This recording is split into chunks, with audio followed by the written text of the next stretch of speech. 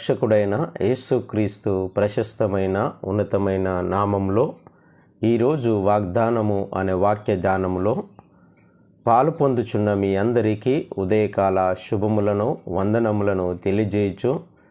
అనుదినము మన విశ్వాస ఆధ్యాత్మిక జీవితమును సామాజిక జీవితమును బలపరుచుకొనుటకు సరిదిద్దుకొనుటకు అనుగ్రహించబడిన ఈరోజు వాగ్దానము అనే వాక్య ధ్యానంలోనికి ప్రేమపూర్వకంగా మిమ్మలను ఆహ్వానిస్తూ ఉంటున్నాను. ఈరోజు దేవుని వాగ్దానము సామెతల గ్రంథము 3వ అధ్యాయము 25వ వచనము. ఆకస్మికముగా భయము కలుగునప్పుడు, దుర్మార్గులకు నాశనము వచ్చినప్పుడు నీవు భయపడవద్దు. ఈ మాటను బట్టి ఈ సర్వ సృష్టిలోని సర్వ మానవుల పట్ల దైవ సంకల్పము ఏమై ఉన్నది, దేవుని ఉద్దేశము ఏమై ఉన్నది అని గ్రహింప చేయగలిగిన ఈ మాటలను మనము ఆలోచించినప్పుడు ఎందుకు భయపడకు అని దేవుడు సెలవిస్తూ ఉంటున్నాడు అనేది జ్ఞాపకము చేయబడుతూ ఉంటుంది. ఈరోజు భయము అనేది మానవ జీవితానికి అత్యంత ప్రమాదకరమైనటువంటి పరిస్థితులను జ్ఞాపకము చేస్తూ ఉంటుంది. ఇట్టి సందర్భంలో 2 విషయాలు మనల్ని ఆలోచింపచేస్తూ ఉంటున్నాయి. మొదటిది, ఎందుకు భయపడవద్దు అని జ్ఞాపకం చేస్తూ ఉంటున్నాడంటే, మనిషి ఎందుకు భయపడతాడు అంటే అకస్మాత్తుగా జరుగుతున్నటువంటి పరిస్థితులను బట్టి మానవుడు ఎప్పుడు భయపడుతూ ఉంటాడు. కాబట్టి ఎలా స్పందించాలి అనేది మనల్ని ఆలోచింపచేస్తూ ఉంటుంది. అకస్మాత్తుగా జరిగేటటువంటి పరిస్థితులు, అది కుటుంబంలో కానీ, సామాజిక జీవితంలో కానీ, వ్యక్తిగత జీవితంలో కానీ, ఆరోగ్య విషయంలో కానీ, ఉద్యోగ విషయంలో కానీ, ఏ విషయంలోనైనా అకస్మాత్తుగా జరుగుతున్నటువంటి పరిస్థితుల పట్ల ఎలా స్పందించాలి. రెండవది జ్ఞాపకం చేస్తున్న మాట ఏంటంటే, దుర్మార్గులుగా ప్రవర్తించేటటువంటి వారి పట్ల జరుగుతున్నటువంటి నాశనమును బట్టి ఎలా స్పందించాలి అనేది జ్ఞాపకం చేయబడుతూ ఉంటుంది. చాలామంది భయపడుతున్నటువంటి రెండవ కోణం ఏంటంటే, ఈ లోకంలో ఇష్టానుసారంగా ప్రవర్తించే వారి జీవితంలో జరుగుతున్నటువంటి వివిధ సంఘటనలను బట్టి భయపడుతూ ఉంటారు. ఆ విధముగా ప్రియమైనటువంటి స్నేహితులారా, ఈ సృష్టిలో ఒక మనిషి బ్రతకడము అనేది చాలా ప్రాముఖ్యమైనటువంటి విషయం. ఎందుకంటే మానవుడు జ్ఞానహీనుడుగా ప్రవర్తించడము అలవాటు చేసుకుంటే, రెండవది అలాగే జ్ఞానము ఎక్కువయ్యి గర్వముతో బ్రతకడము అనేది అలవాటు చేసుకుంటున్నట్లుగా మనం చూస్తూ ఉంటున్నాం. అనగా బ్రతుకుతే జ్ఞానవంతునిగానన్నా బ్రతకలేకపోతున్నాడు, బ్రతుకుతే జ్ఞానహీనుడుగానన్నా సరిగ్గా బ్రతకలేకపోతూ ఉంటున్నాడు. అనగా తన జీవితాన్ని బ్యాలెన్స్డ్గా అది నడిపించేటటువంటి ఆలోచనలో ఉండలేకపోతూ ఉంటున్నాడు. ఎందుకంటే జ్ఞానము ఎక్కువై ప్రవర్తించడము, జ్ఞానము తక్కువగా ఉండి ప్రవర్తించడము 2 విషయాలు కూడా ప్రమాదకరమైనది అనేది జ్ఞాపకము చేయబడుతూ ఉంటుంది.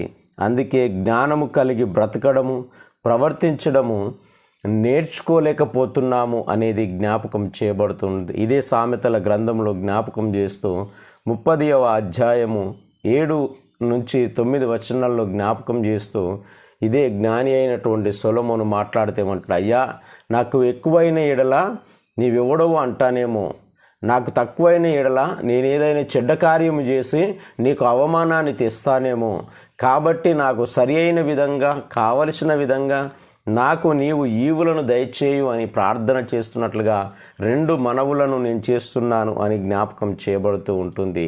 ఈరోజు వాగ్దానంలో మనం గమనించినప్పుడు కూడా మహాజ్ఞాని అయినటువంటి సొలొమోను రాజు జ్ఞానము దాని యొక్క ఉపయోగతను గ్రహించేటటువంటి, గమనించేటటువంటి, జీవితంలో ఎప్పటికప్పుడు అకస్మాత్తుగా జరిగేటటువంటి ఏ సంఘటన విషయంలోనైనా, ఏ పరిస్థితుల విషయంలోనైనా మనం ఏ విధంగా ప్రతిస్పందించాలి, ఏ విధంగా మనం అర్థం చేసుకోవాలి, ఏ విధంగా జ్ఞానంగా ప్రవర్తించడము మనం నేర్చుకోవాలి అనేది జ్ఞాపకం చేయబడుతూ ఉంటుంది. అందుకే జ్ఞానం అంటే ఏందో కాదండి, జ్ఞానం అంటే యెహోవా యందలి భయభక్తులు కలిగి జీవించడము జ్ఞానము. దైవభక్తి ఉన్నటువంటి లక్షణాలు ఎప్పటికప్పుడు మన జీవితంలో ఉన్నట్లయితే అది భయానికి కానీ, ఆందోళనకు కానీ, కృంగిపోయేటటువంటి పరిస్థితికి కానీ, అలసిపోయేటటువంటి పరిస్థితికి కానీ, దిగజారిపోయే పరిస్థితి ఉండదు. బైబిల్ చరిత్రలో ఎంతోమందిని చూడండి, ఒక విజయవంతమైనటువంటి జీవితమును వారు జీవించినారు అంటే వారు జ్ఞానముతో ప్రవర్తించినటువంటి విధానము. శ్రమలు వచ్చినాయి కదా అని కృంగిపోలేదు, జ్ఞానం ఉన్నది కదా అని గర్వపడలేదు. గర్వపడిన వారు ఏమైనారో, శ్రమలకు నిలబడలేని వారు ఏమైనారో మన అందరికీ తెలుసు. అందుకే ఇక్కడ జ్ఞాపకం చేస్తున్నటువంటి మాట ఏంటంటే, ఎందుకు భయపడాల్సి వస్తుంది అంటే మానవుడు తన జీవితాన్ని, తన పరిస్థితులను బ్యాలెన్స్డ్గా చేయలేకపోతూ ఉంటున్నాడు. సరి అయినటువంటి విధంగా వాడుకోలేకపోతూ ఉంటున్నాడు. కాబట్టి భయపడడం అలవాటు చేసుకున్నాడు. అది శ్రమ కావచ్చు, కన్నీరు కావచ్చు, దుఃఖము కావచ్చు, కుటుంబంలో వివిధ రకాలుగా కోల్పోతున్న పరిస్థితులు కావచ్చు, మనశ్శాంతి లేని, సమాధానం లేనటువంటి ఎలాంటి పరిస్థితులైనా మానవ జీవితంలో ఎదురవుతూ ఉండవచ్చు. కుటుంబ జీవితంలో, సామాజిక జీవితంలో ఎదురవుతూ ఉండవచ్చు. దానిని బ్యాలెన్స్ చేస్తూ నడవడము మంచిది అనేది జ్ఞాపకం చేసి, అందుకే ఈ మాటలు అంటున్నాడు. అకస్మాత్తుగా జరుగుతున్నటువంటి భయానికి మీరు భయం కలుగునప్పుడు మీరు భయపడవద్దు అంటుంది. ఎప్పుడు ఏ సంఘటన ఎవరి జీవితంలో ఏ విధంగా వస్తుందో తెలియదండి. కాబట్టి దానికి భయపడడం మంచిది కాదు. భయపడకుండా దాన్ని జయించడం నేర్చుకో అనేది జ్ఞాపకం చేయబడుతూ ఉంటుంది. అంతేకాకుండా జ్ఞాపకం చేస్తున్నప్పుడు రెండవ భయాన్ని మనం జ్ఞాపకం చేసాం కదండి, దుర్మార్గులకు వచ్చేటటువంటి నాశనము. వాటిని బట్టి కూడా భయపడుతూ తన జీవితాన్ని సరి అయిన విధంగా గడుపుకోలేక ప్రశాంతతను, మనస్సాక్షిని, సమాధానమును, నిర్భయంగా జీవించడమును వీటిని అలవాటు చేసుకోలేక భయముతో తన కాలాన్ని వెళ్ళబుచ్చుచున్నటువంటి స్థితిలోనికి మానవుడు దిగజారిపోతూ ఉంటున్నాడు. అందుకే మనము ఈ ఉదయకాల సమయమున మన జ్ఞానమును మనము ఏ విధంగా ప్రదర్శించడము కలిగి ఉన్నాము. అకస్మాత్తుగా జరుగుతున్నటువంటి సంఘటనలు కావచ్చు, పరిస్థితులు కావచ్చు, అవి ఎలాంటివి అయినప్పటికీ ఇదిగో మనం భయపడుచు జ్ఞానమును కోల్పోయి మానసికంగా, శారీరకంగా, ఆధ్యాత్మికంగా కృంగిపోతూ ఉంటున్నామా?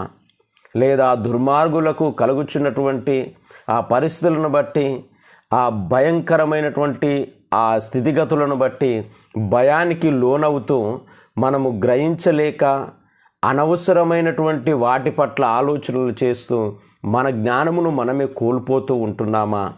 మనం ఏ స్థితిలోనికి వెళ్తూ ఉంటున్నాం? నిలకడను కోల్పోయి, ప్రశాంతతను కోల్పోయి ప్రవర్తించడము మనము దూరం చేసుకుంటూ ఉంటున్నామా? ఏ విధంగా మన జ్ఞానం మనకు ఉపయోగపడుతుంది అనేది జ్ఞాపకం చేయబడుతుంది. జ్ఞానము అనేది ఏ విధంగా ప్రవర్తిస్తూ, ఏ విధంగా మనం భయానికి గురి కాకుండా జీవించాలి అంటే యేసుక్రీస్తు ప్రభుల వారు మన ముంగుర్తుగా ఉన్నట్టుగా జ్ఞాపకం చేయబడుతుంది. ఎందుకు జ్ఞాపకం చేస్తున్నాను అంటే యేసుక్రీస్తు ప్రభుల వారి యొక్క జీవితాన్ని మనము గమనిస్తూ ఉంటున్నప్పుడు ఆయన జ్ఞానము అనేది కృంగిపోతున్నటువంటి పరిస్థితులు ఏర్పడినప్పటికీ, లోకంలో దుర్మార్గంగా ప్రవర్తిస్తున్నటువంటి వారి పట్ల ఆయన కలిగి ఉన్నటువంటి ఆలోచన ధోరణి అనేటివి మానవ సమాజాన్ని ఒక సవాలు చేస్తూ ఉంటున్నాయి. ఆయన ఏమిటికి భయపడలేదండి. దుర్మార్గంగా ప్రవర్తిస్తున్నటువంటి క్రూరుల పట్ల ఒకే విధమైనటువంటి ప్రతిస్పందన ఉంది. తన జీవితంలో తన మీదికి ముంచుకొని వస్తున్నటువంటి ఆ మరణము అనేటటువంటి పరిస్థితులను ఎదుర్కోవడంలో కూడా ఒకే విధంగా ప్రతిస్పందించినాడు. ఈ లోకంలో మనం ఏ విధంగా మన జ్ఞానమును మనం ఉపయోగించుకుంటున్నాం?